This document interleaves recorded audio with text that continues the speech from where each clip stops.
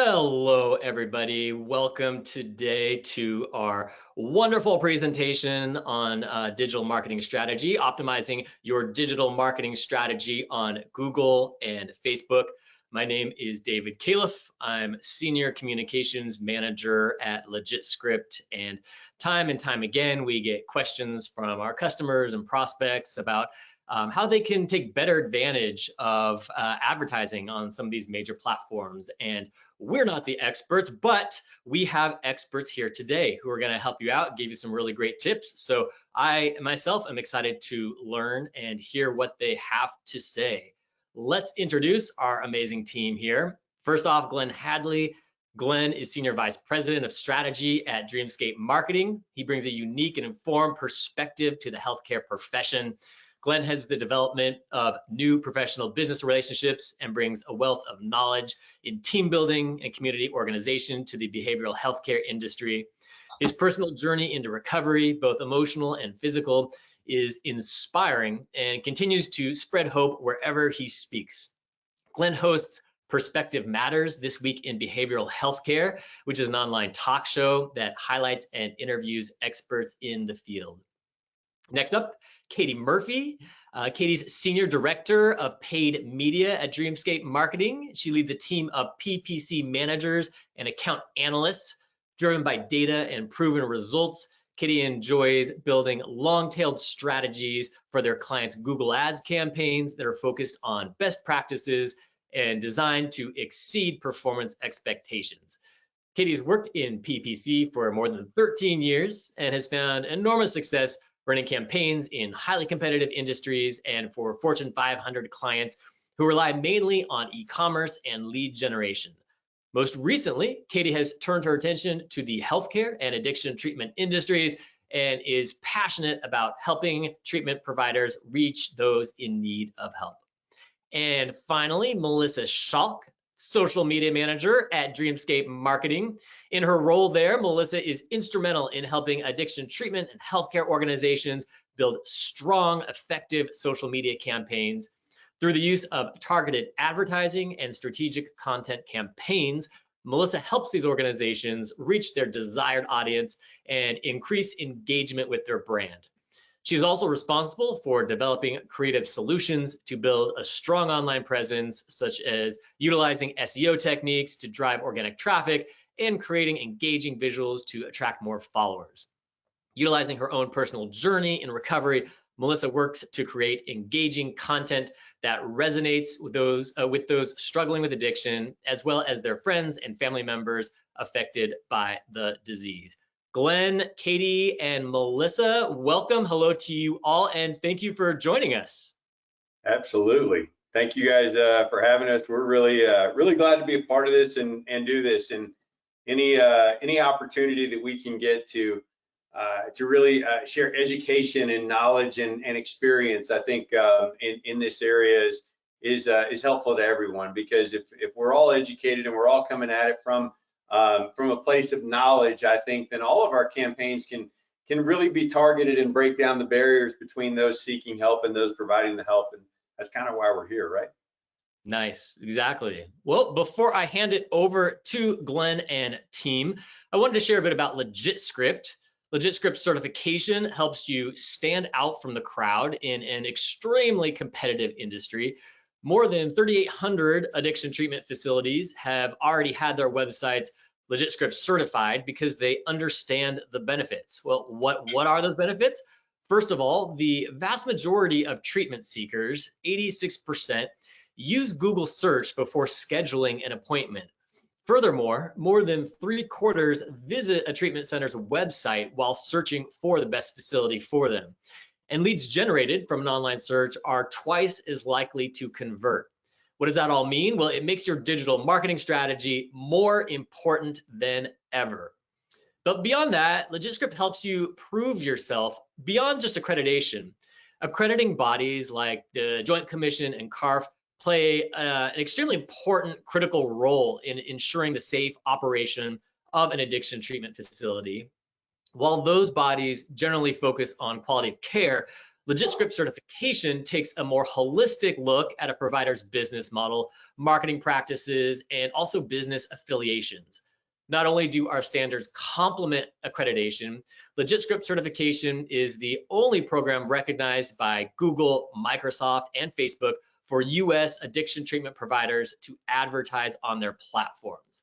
LegitScript's industry-leading certification helps you build trust and stand up for the highest levels of commercial integrity.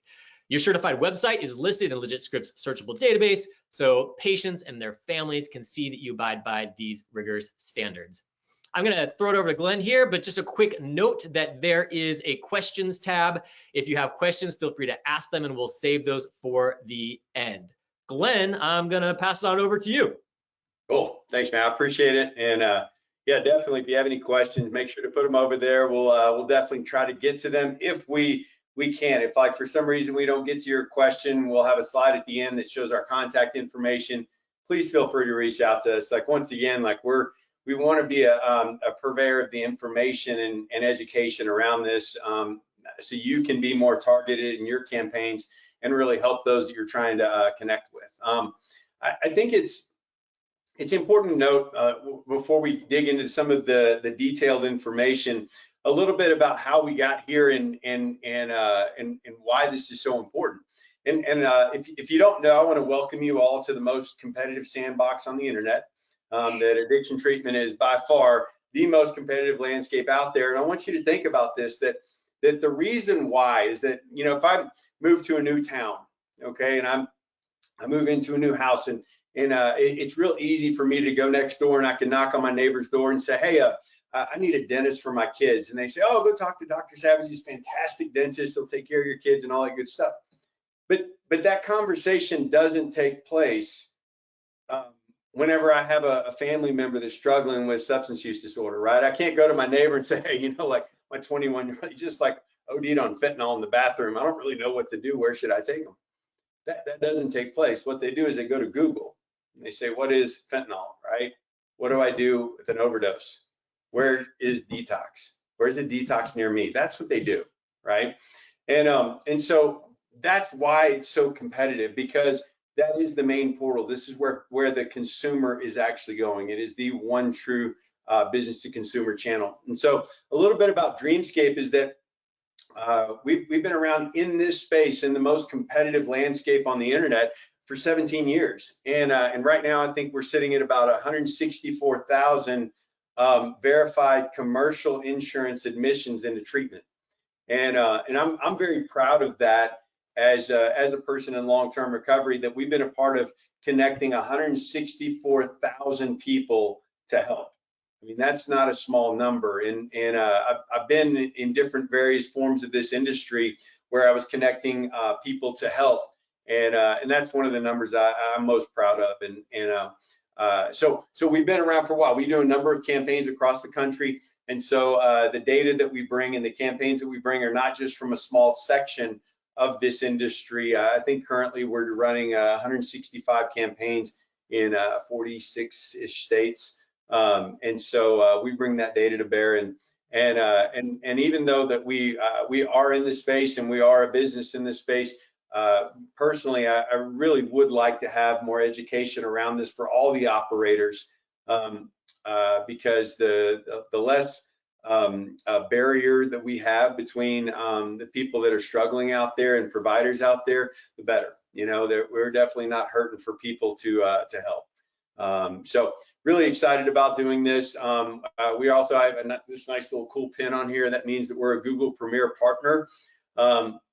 And that really all that means is that we're in the top 3% of agencies that manage spend on Google. We're currently managing like 20 million in spend. And for all that, they give us this really neat pin. It's a cool conversation starter. So love that. And can we jump to the next slide? And I want to get into a little bit of this. We're going to talk a little bit about optimizing these two channels, but to give us some background, a little bit of how we got here.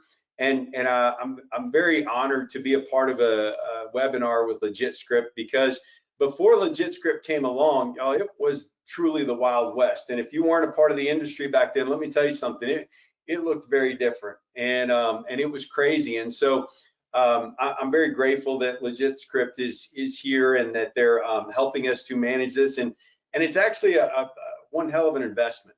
All right, and because what it's done is it's really curbed Googleflation. And we've touched on this before. I want to just briefly hit this, and then we'll get in the weeds.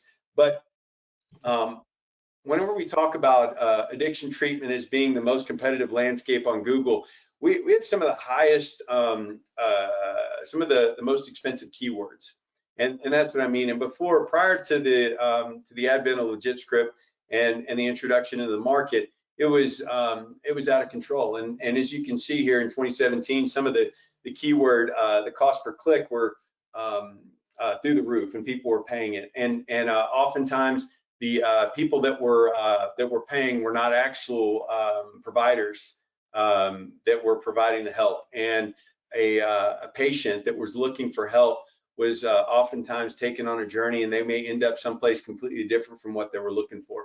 And so with the advent of LegitScript and the oversight that we've seen here, it's actually curbed that, and we've seen that the cost per click come back to a manageable level, and the inflation is more along the line of what we'd see with the typical adjustment in inflation, rather than the out of control numbers that we were seeing. So really glad that it's here. Really glad that we've seen that regulation in the market, and it's curbed some of the practices that were misleading customers. So very glad about that. Also, if you're a substance use treatment center operator and you're someone that's coming into the space, it's not a nice to have. This is a must have today. It is you're ignoring a whole channel, a whole marketing channel, but also like I believe that if you're an operator and you're not LegitScript certified and you're not advertising on Google, then you're missing a population that's really seeking your help. And so it really is no longer a nice to have. We really must do that. And let's see. Let's go to the next slide if we can. I know that we're going to talk about two different sides of the coin today. And last time I think we were doing one of these, we talked at a very high level. I'm really excited to have our specialists here today, the people on our teams that lead our teams that dig into these things. And so we're going to talk about the Google Ads channel itself, and we're going to talk about our paid social channels. And we're going to dig into some of the details on this. Once again, as we're getting in the weeds, if you have questions, please feel free to put those over there. If we can't get to them, then we're gonna, I'll encourage you to reach out, and we'll connect you guys with the experts to have a deeper conversation. As much in the weeds as we want to get, we're not going to be able to answer every single individual question, because I will tell you, of all the campaigns that we put together, every one of them is custom. Every one of them is tailored to the individual client. And so you may have a situation that is absolutely unique to you, and we may not have seen that before, right? Because it's pertinent to you and your location and your target demographic and what's going on. So feel free to reach out after that. So let's kind of dig in, and we're going to talk. I'm going to go back and forth a little bit, but we're going to talk we're going to get into paid ads first. And so I want to introduce Katie Murphy here. And so, Katie, let's kind of, we have a lot going on right now in paid search. We have a ton going on in 2023. So, like at a high level, talk about like our PPC, our Google Ads strategy for 2023. What should we look out for? Let's talk a little bit about the Google Analytics 4, elephant in the room. Let's talk about that. But like, what's a good strategy for this year for our operators out there?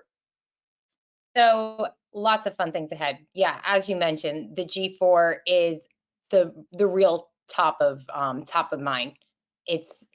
So the best thing that you guys can do if you are currently advertising, if you're looking to continue advertising, is make sure that you're working with somebody who's going to accurately put your Google Analytics to the hard stop date over to G4. One, it's going to equalize the playing field a little bit in terms of how we're utilizing our data and how we're connecting with them. As we know in the healthcare, retargeting has always been kind of something that we're not actively able to do.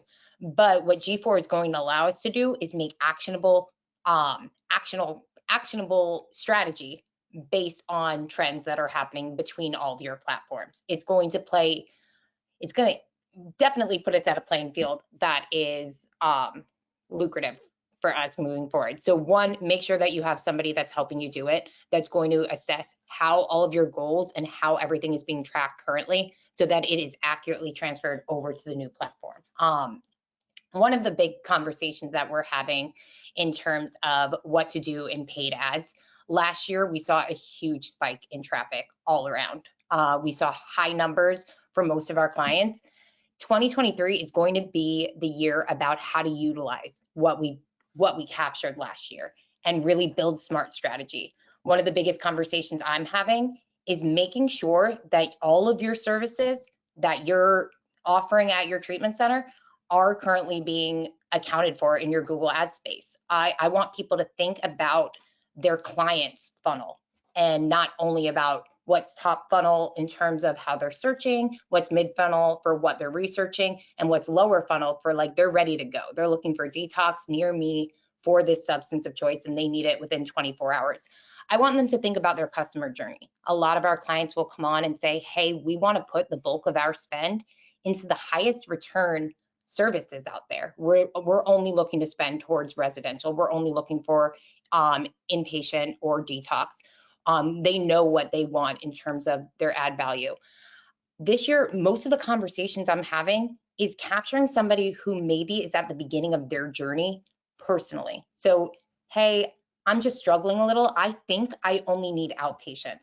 Well, market to that. And if that person absolutely does need the higher levels of care, that establishment is already created. You're kind of nurturing the lead from the point A, and you're helping them grow with you. You're establishing your Katie, that's really different, like really different from what we've seen prior, which was so conversion focused. It was very like call now, call now, call now. We're actually like paying more attention to the patient and being patient centric even in our paid ads.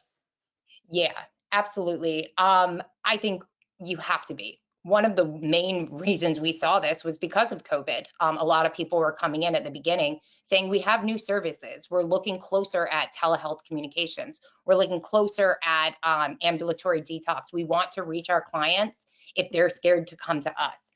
So we started launching all of these new programs and we started following the data. And even though immediately the conversions didn't act in the same way as somebody, hey, they called 3 days later, they admitted, they started in detox, they moved to res, they moved to PHP, IOP, OP, they followed the normal funnel of some of these services. We saw that a lot of touch points were created for these lower levels of care because an uneducated client who it's their first experience looking for treatment, they don't know that they are going to need the higher level of care. So understanding our patients, understanding our clients, understanding where they're at in their journey, or where the mom who can't go next door to her neighbor and say, yes, this is what happened. It's a very, very vulnerable position. And understanding where they're at in their journey really, really helps us to do paid search at that level. That's it. It's interesting. I'm going to segue in a second from that, but that shift and that change in perception, because for forever we just thought with paid ads that it was so much more conversion focused, immediate call to action, and it's interesting to see how how we are taking the user into more consideration now in their journey and where they're at. In a similar shift, I want to ask Melissa a question and kind of make that shift, because we saw a difference in social media. For example, traditionally we've used it or employed those campaigns to attract staff and do more culture building and brand awareness and that kind of stuff. But we're seeing more of a change and a shift into that. So into connecting more conversion focus with SUD. So Melissa, I want to ask you, like, what social platforms are we seeing that are best for connecting with SUD patients now, like on that conversion focus? Like, what are we seeing more of that now?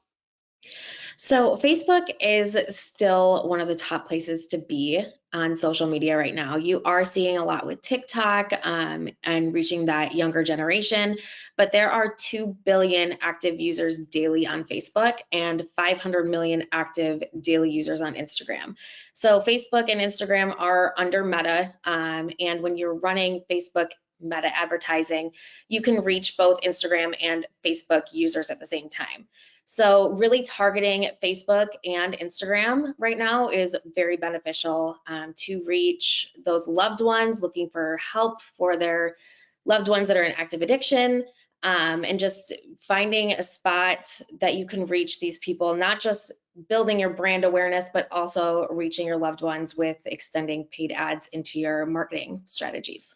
So what stage, like speaking of marketing strategies, whenever we're crafting these campaigns, our whole purpose, and when I talk about breaking down the barrier between those seeking help and those providing the help, we really do this through a marketing funnel, right? Where we're bringing the person into a journey that in the end leads them to our client that's appropriate for that particular patient. So what stage of the funnel is social media more effective for?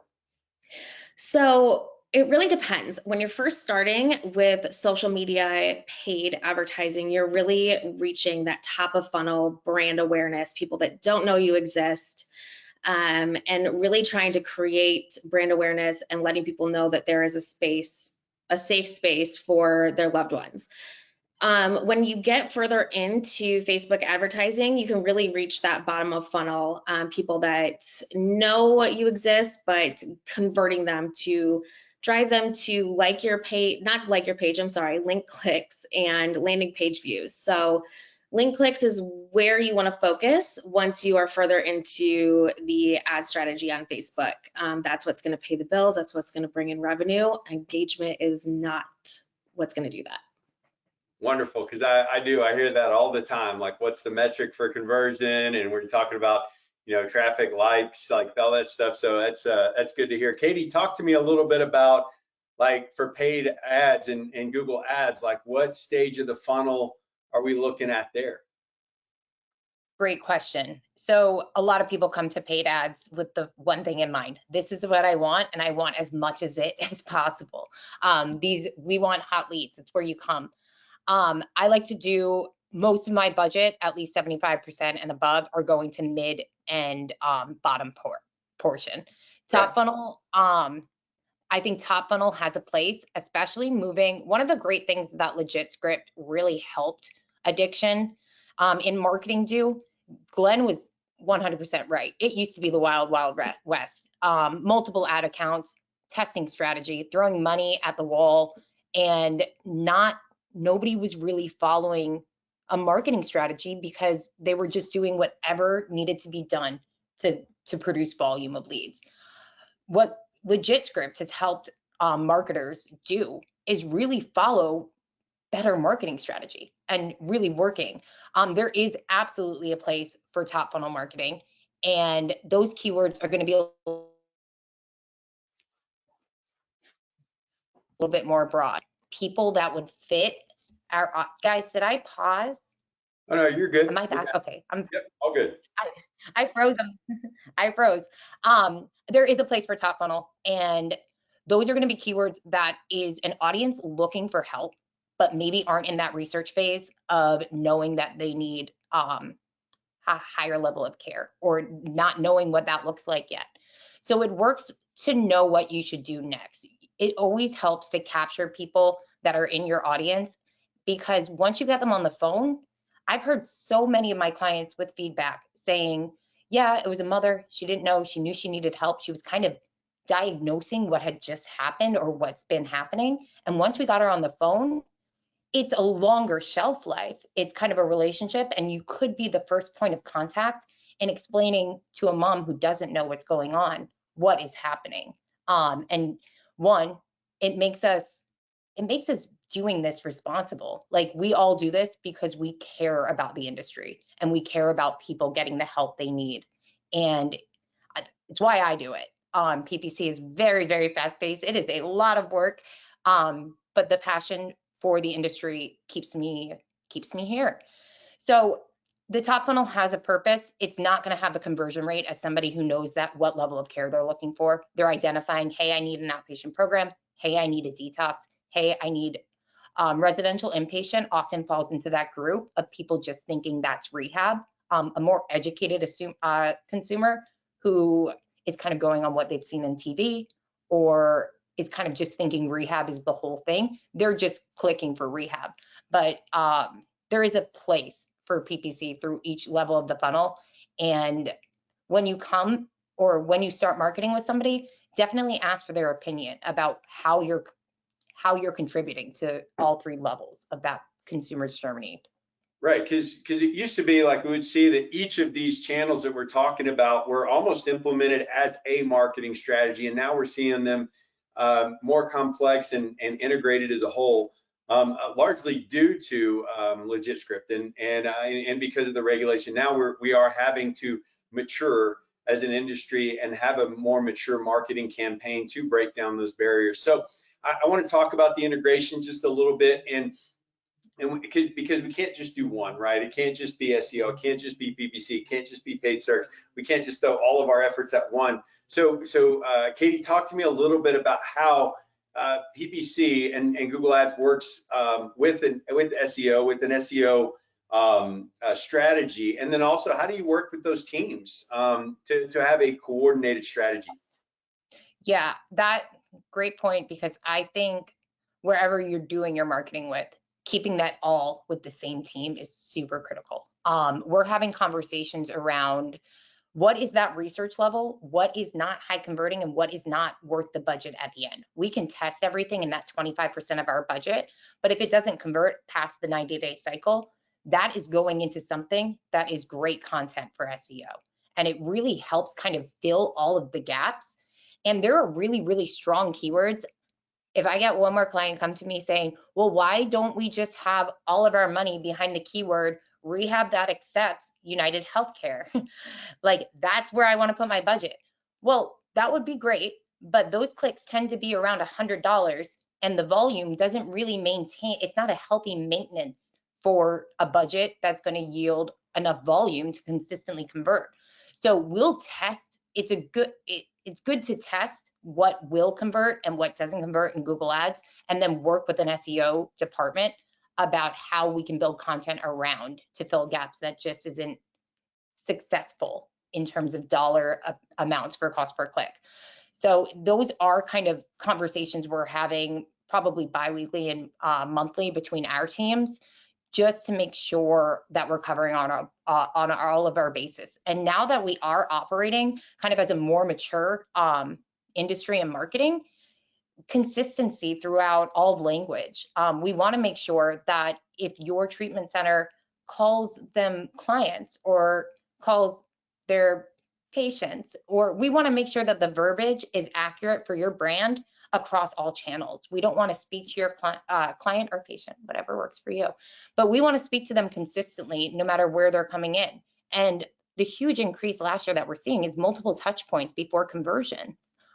They are entering through my landing pages and going onto another browser and Googling your brand name and entering through organic search. We want to make sure the look, the feel, and the messaging is consistent for however they get to your page, because that's what they're going to trust. It really helps build trust all around.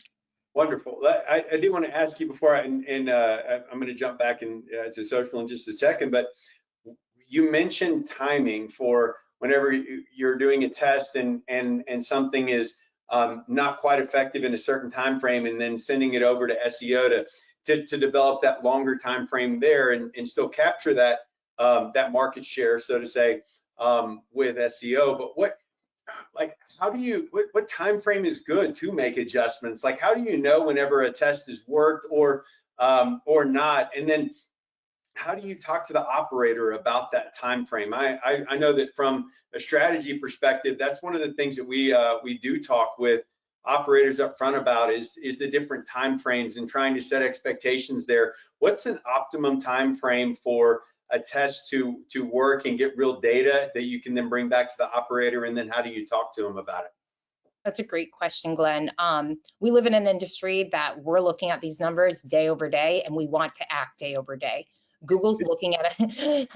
That is the biggest conversation I have with my clients. Like, hey, what can we do about low volume today? Google operates different. They're looking at 30 days of data as a small testing piece of data or data pool. They're looking at 90 days as like active decision making. So what's the right answer? I look at anything that I want to change week over week, month over month. If it's a test that we're looking, let's say we want to run a top funnel campaign about somebody.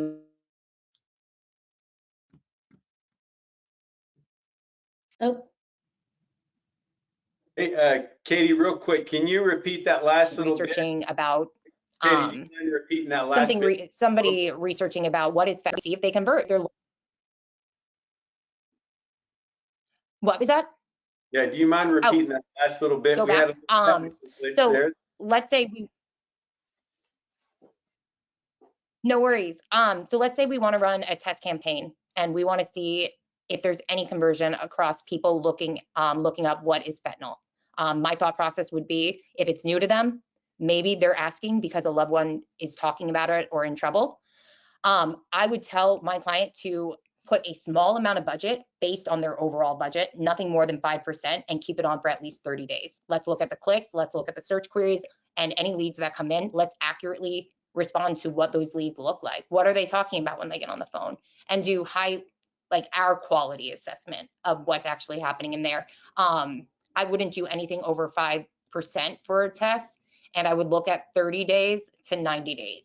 If they're super passionate about it, if they get anything that seeks like the audience that they're looking for, keep it on. Like if it's not really affecting your budget, you're going to gain more learnings from that.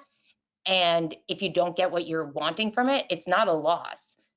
We've learned that there's not a place in your campaign for it. We're going to save you that money in the future, and we're going to put that into SEO and make that part of their content plan. Wonderful, thank you for that. I really appreciate that, and because we do get questions a lot where we're like, oh, man, I've had a bad couple of days, and you're like, and talking to an operator about that, setting that expectation up front that like it doesn't work day over day, that's not the way it works. And actually, I've seen where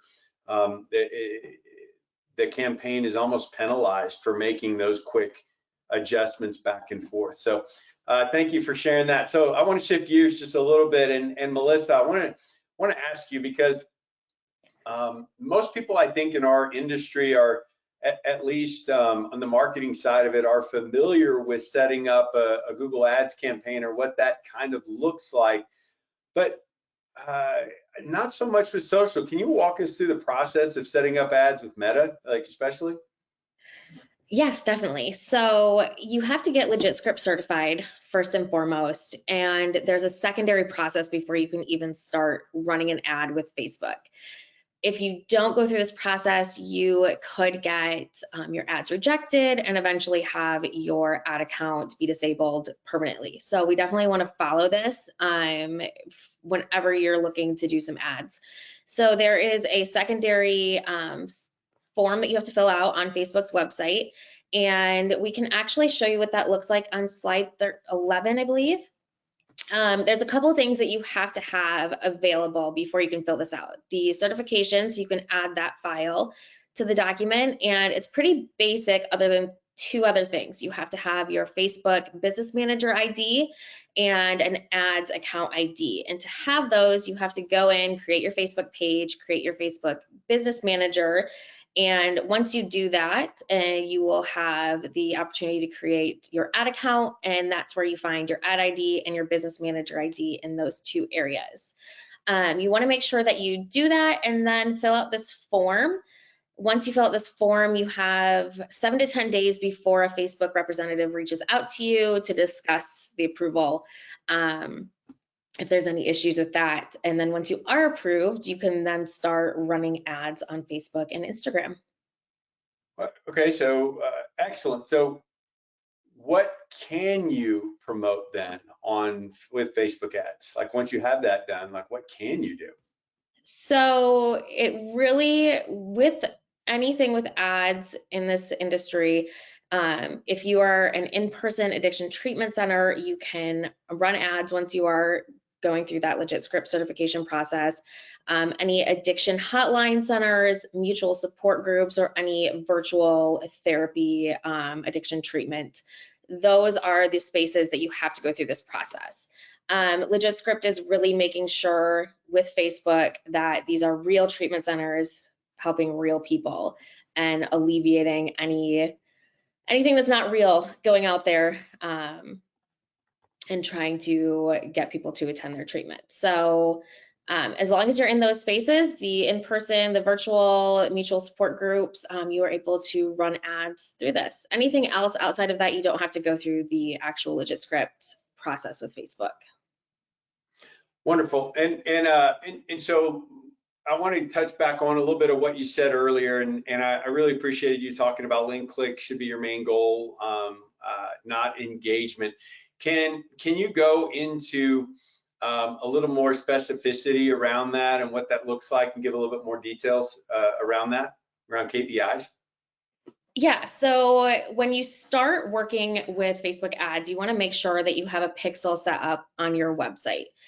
That's one of the first steps, and you have that in your code on your homepage on your website, and that's going to allow Facebook to really drill down and see the traffic that's going to your site.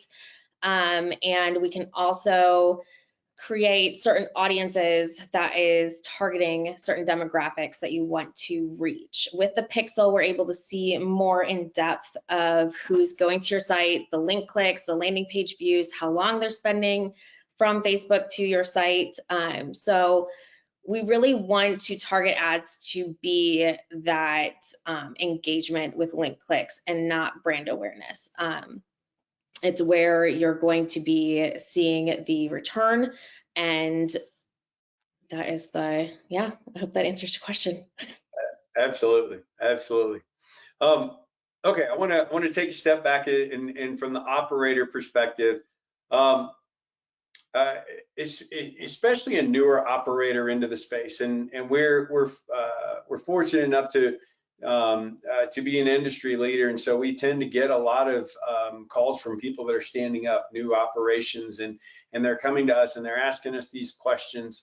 But one of the things that it's such a challenge for them is knowing like who to trust, and then on Katie, going back to the PPC side, like knowing what an appropriate spend is for PPC right out the gate, because it's a challenge for a new operator, and they're coming into, like we said, the most expensive landscape on the internet, right? And sometimes they're coming from another vertical or another industry, and they're shocked at it. So talk to me a little bit about that, and like how do you talk to a new operator about determining a PPC budget to achieve their goals?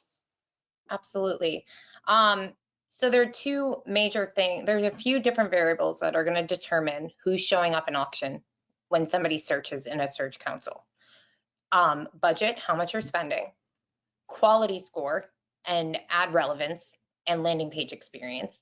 And those come from historical data. So if you're a new operator and you have never operated on Google Ads, the one limitation that you're coming into is that your budget means a little bit more.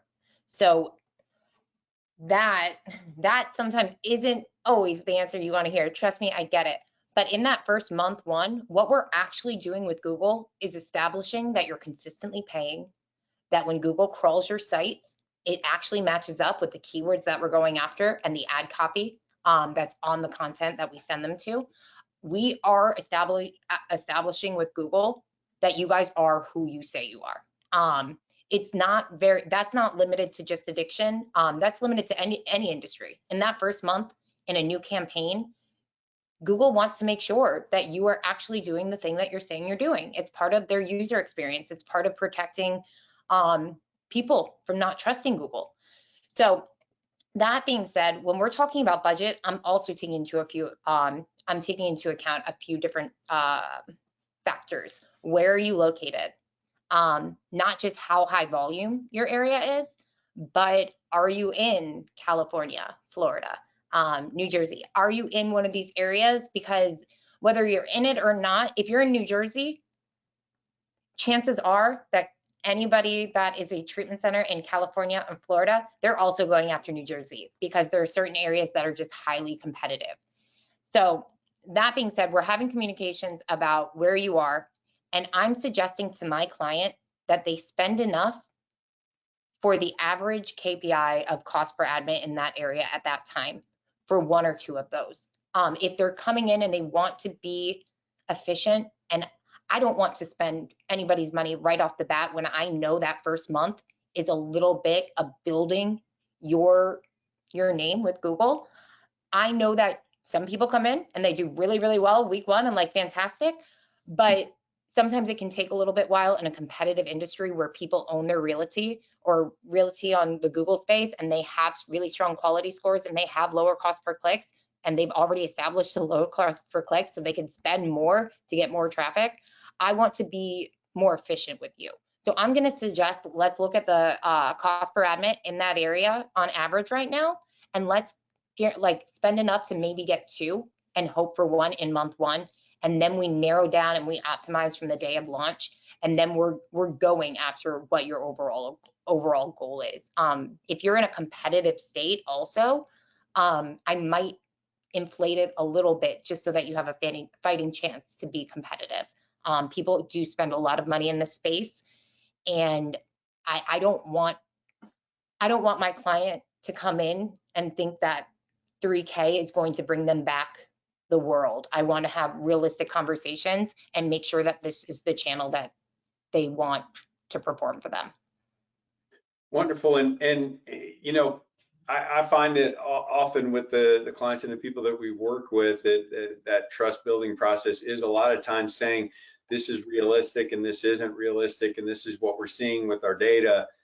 This is one of the reasons why your campaign wasn't performing before, or even saying like, we don't want to take this large sum of money right out the gate. We want to actually optimize it and make sure that you're getting the conversions that you're looking for before we ramp up. So I really appreciate that. And in that same vein, Melissa, when you're onboarding a new client for a social media campaign or paid social media campaign, like what are some of the things that they should keep top of mind for performing ads, and then how should they hire and evaluate their social media manager in-house? Like how should they do that? Those are some things that as this is a newer performance marketing area, that like a lot of operators like myself coming into this, like I usually just put like a BD rep that loved to do social media, or like an alumni coordinator that was into it. I usually put them over social media, and now we're seeing this as a viable part of the funnel. So how do you like set that up initially, set a budget expectation, set up KPIs there, and then also manage the people that you're bringing in to manage that? So 2 questions you had. First one, really, there's a couple things that you want to do when you first start off to make sure that you are following best practices. That's your first question, right, Glenn? Yep, absolutely. Okay, perfect. So a couple things that you want to do when you're creating your Facebook business page and your business manager, you want to have 2 people and a minimum of 2 people as admins, and that's going to ensure that if one person leaves the company, the other person is going to have access and be able to do all the same things, and you're not going to be scrambling trying to get into Facebook. If that does happen, you have to go through Facebook, provide documentation that you're actually the business owner, so it's a headache. Make sure you always have 2 admins on the account. If you're working with a partner, still always make sure 2 people with your company are admins. Secondary, when you're actually creating the ads, and if you work with Dreamscape on creating the ads, we ensure that in the copy there are no personal attributes. You want to make sure there's nothing indicating somebody's religion, their race, orientation at all, and even drilling down into the copy or the text on your graphics, you don't ever want to put you or your. That is going to be immediately rejected by Facebook. That is targeting specific people that maybe are struggling with addiction, and it's just a big no-no with Facebook. So those are 2 best practices that I really recommend. When you are thinking about bringing on a social media manager or somebody in that space into your company, social media has really become huge, and Facebook, Instagram, all of LinkedIn advertising is very cumbersome, and there's a lot of work that goes into it. So you definitely want to make sure that the person that you are bringing on your team has some sort of advertising background with those platforms. Facebook is very tricky. There are a lot of different places that you have to go in there to do things right. There's a lot of different things that you have to check off when you're running ads. So if you can't bring on somebody that is specifically having that Facebook Meta background with ads, definitely reach out to an agency like Dreamscape that has the experience and the background that can help you make sure you're making the right decisions with your advertising on social and doing it correctly so you do not get banned. So answer this for me, and forgive me, because I'm kind of riding this wave too. Is that like, can you explain to the audience what the difference is between a boosted post and an ad, and tell me which one is more effective at driving clicks and conversions? Definitely. So you would think that boosted content and ads are the same thing, but they're not. Boosts are on your actual Facebook page. So it's a post, an organic post that you created and posted. You can boost that content with some ad spend behind it, and you can drill down a little bit into the target audience that you want to focus on. With that, you're really trying to build more brand awareness, more people to follow your page. To really get the conversions that you want and the return on what you're spending, I would definitely suggest doing Facebook ads. You can drill down very deeply into somebody's interests, their demographics, what they're actually searching for on social media, and put a large amount of ad spend behind that so that you can get people to go to your actual website and make phone calls to you. And that's really what we want to do, is drive that traffic to you guys. Wonderful. Do you have a few ideas you can share for boosted posts? Boosted.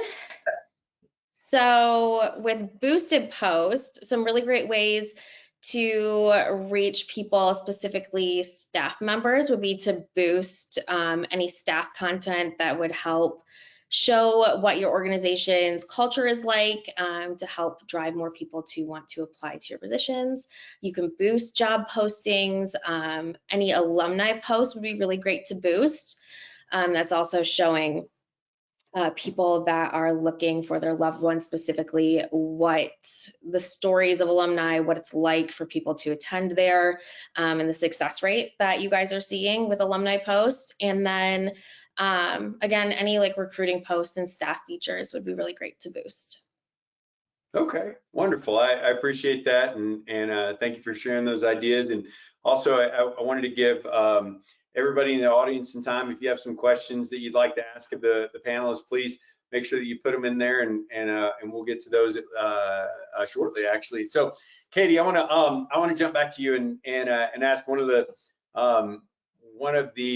things that we hear often and we talk about often is seasonality in addiction treatment. And I have to curb expectations on the front end often with an operator that wants to ramp up spend at a certain time of year to accommodate census issues and things of that nature. Can you speak to seasonality and how your team addresses that on the PPC side? Absolutely. So one of the benefits of having a lot of long-term clients that have been with us, came in, love the way we operate, we work well together, and building those relationships, we're able to plan their budget. We're able to use last year's data to help them better plan for month over month. Seasonality is something that we speak about a lot, and it is the first thing everybody forgets when we're experiencing it.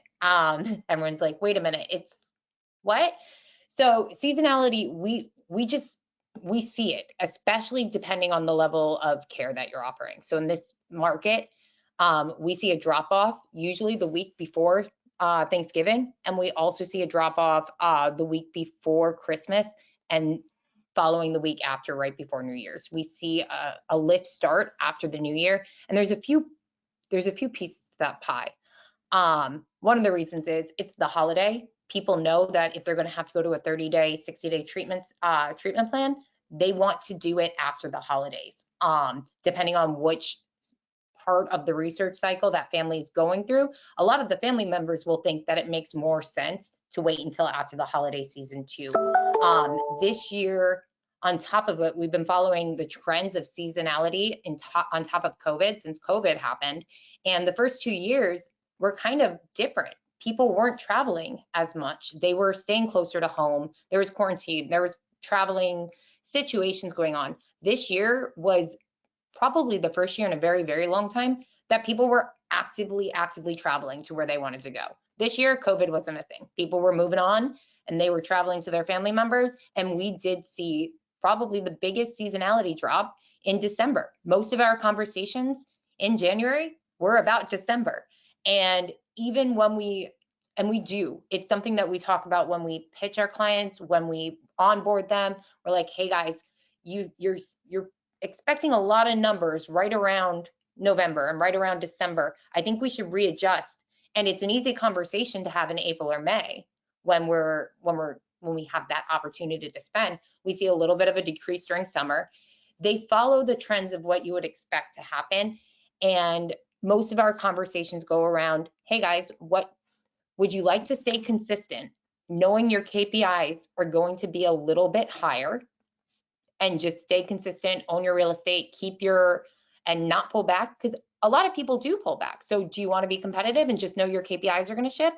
That's a conversation I'm comfortable happening. Or do you want to save your budget and just come back? Never turn off, but just lower your budget and save it and equate it for January and come back then. It is super important to understand the limitations of seasonality, because it's very, very substantial. And it of course falls at the end of the year. So we're all looking at what our year goals were, and we're like, we only have a month left. But take into effect that seasonality is absolutely a real thing. And the other thing that I just think is, as somebody who kind of understands the industry, it's a first-time person who's looking for treatment. They go home for Thanksgiving. It's clear something's maybe struggling a little bit. Maybe we start making calls, but then, it's almost Christmas. Christmas is usually the time where action is, okay, we're going to do something. We're going to get help. And we're going to put a plan together. So January is great for a lot of reasons, but a lot of people, that's when they start taking their action and start seeking out help. Be Live, people tend to call still, and they tend to start the process researching, getting opinions, understanding what's happening. So you want to be live, but you don't want to go through your budget knowing that the KPIs are going to be higher. Yeah, one of the things that I caution people against in strategy is making sure that they don't set their budgets based on Q1, and that's I tend to see that where the operator will look at a tremendous Q1 and then they'll base their forecast models on that, and that's just not the case. Looking at the whole year and taking all of those things into consideration, I think we see that from the more mature operators, and that you have to do that. Like look at you try to drill into a blended cost per acquisition number after the course of a year, and hold that benchmark and use those KPIs rather than looking at a cost per acquisition number in January and trying to meet that the rest of the year. That's unrealistic. And also it can put us into a difficult business situation. If you forecasted and hired based on Q1, it can really put the operator into a really tough spot, especially in Q3 and Q4. So thank you. I appreciate you sharing that. I know that we're running up on time here. I'd like to give everybody a chance to ask questions. But real quick, Melissa, any closing thoughts that you'd like to give the audience there? Anything that you see when you're talking to an operator that we haven't touched on yet that you'd like to kind of get out and have them take a look at in the last minute or two here? I did want to go over just like the audiences that you can focus on and drill down to. It's very there are a lot of options, and you cannot target somebody's mental health or specific things that you think that you would be able to target with ads. You really have to drill down to things like their interests, their education, their financial income, the location radius, even things like the brands that they like and the colleges around them or colleges that they follow, things that they are actually actively searching on Facebook or Instagram. So really, when you're thinking about your ad campaigns, think about that and even purchasing behaviors that they would normally be doing. A couple other things is you definitely want to do some A/B testing to see what copy and assets, images are actually going to resonate with the people that you're trying to target. And ads don't perform amazing right when you first start out of the gate. That A/B testing is really important so you can drill down and make changes. And creating ads maybe around yoga or equestrian therapy, and see if that works better and resonates with your following over maybe just an image of group therapy. So really play with your ads, play with your demographics, see what's working, what's not, and it will help you grow on your Facebook ads. Yeah, and I think it is important to remember that there are hundreds, if not thousands, of different ways to enter into a recovery journey for the individuals, and we can't be everything to everyone. And so using these tools, whether it's a Google Ads campaign or a Facebook or social media campaign that can drill down and be more targeted, it helps the patient or the client find the care that they're looking for. Remember that as an industry, one of the most powerful things that we offer is the therapeutic milieu, and the people that the other clients, the other patients that a person is in treatment with. And if we can do a better job on the front end of really defining our ideal patient and patient mix, then it's going to help and enhance the outcomes of that therapeutic interaction. And so use these tools, and they're not just a business function, but they're also a clinical function as well, that it can help the overall health of your milieu. I think that's an important piece. Katie, any closing thoughts here before I throw it back to David? In terms of PPC, I think the best strategy that you can have is to build a relationship. The clients that I have working relationships with that share real-time data with me, that share real-time information about what has been successfully in the past, I know there's a little bit of trust that I need to build with a lot of people at the beginning because I'm just a marketer. But the clients that I'm able to build those relationships with, so we're helping with each other. Hey guys, last week volume was great, but you're wondering why we didn't really close anything. We actually had our top sales guy out with COVID. That's something that they're letting me know. Don't change the campaigns. Don't mess anything up. So the working relationship is really so valuable. When we come into this as a team where we're helping each other be the best and we're accurately representing your treatment center for what you are and the services you're offering in the best light with your brand, that makes this special. PPC is amazing, and I've always loved it because to me it also does kind of work like the program of recovery. Don't come in with the intention of doing one thing really big and splashy. It's the blend of doing a lot of good things, best practices every day consistently. And I'll leave you with that.